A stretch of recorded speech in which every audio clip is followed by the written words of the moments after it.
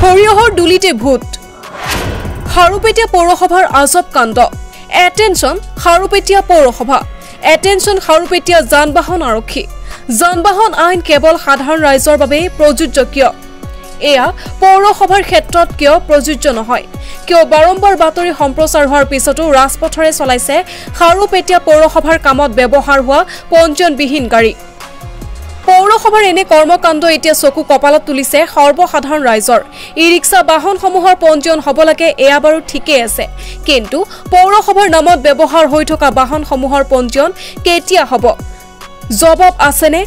খাৰুপেটীয়াৰ এজন সচেতন যুৱকে এই সন্দৰ্ভত ব্যক্ত কৰিছে নিজৰ প্ৰতিক্ৰিয়া নমস্কাৰ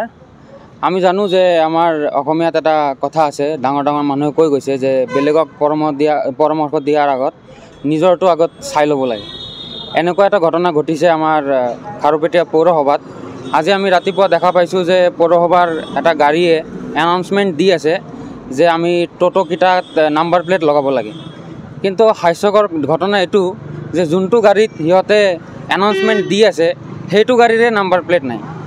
মই বিগত 6 মাহ আগৰ পৰা মই সিহঁতক ৰিকুৱেষ্ট কৰি আছোঁ যাতে সিহঁতে ৰেজিষ্ট্ৰেশ্যন নাম্বাৰ প্লেটবিলাক সিহঁতৰ গাড়ীত লগায় কিন্তু আজিলৈকে দেখা পাই আছোঁ যে পৌৰসভাৰ এটা গাড়ীটো নাম্বাৰ প্লেট নাই এইটোৰ কাৰণটো কি আমি যদি ট্ৰাফিকৰ কিবা আইন অমান্য কৰোঁ তেনেহ'লে আমাৰ ফাইন লাগে কিন্তু সিহঁতৰ গাড়ী ৰাস্তাত একদম আৰামছে কেনেকৈ ঘূৰি থাকে নিয়মটো কি বেলেগ নেকি আমাৰ কাৰণে আৰু সিহঁতৰ কাৰণে যদি বেলেগ হয় আমাক জনাই দিয়া ভাল আৰু যদি সিহঁতে যদি নাম্বাৰ প্লেট এনেকৈ নলগাই যদি ফুৰিব পাৰে আমিও তেনেহ'লে আমাৰ নাম্বাৰ প্লেটটো খুলি দিওঁ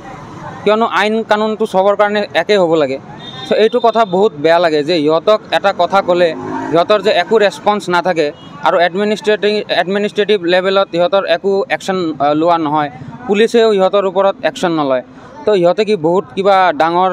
মানে পাই গৈছে নেকি ৰেহাই পাই গৈছে নেকি সেইটো কথা মই জানিব বিচাৰিছোঁ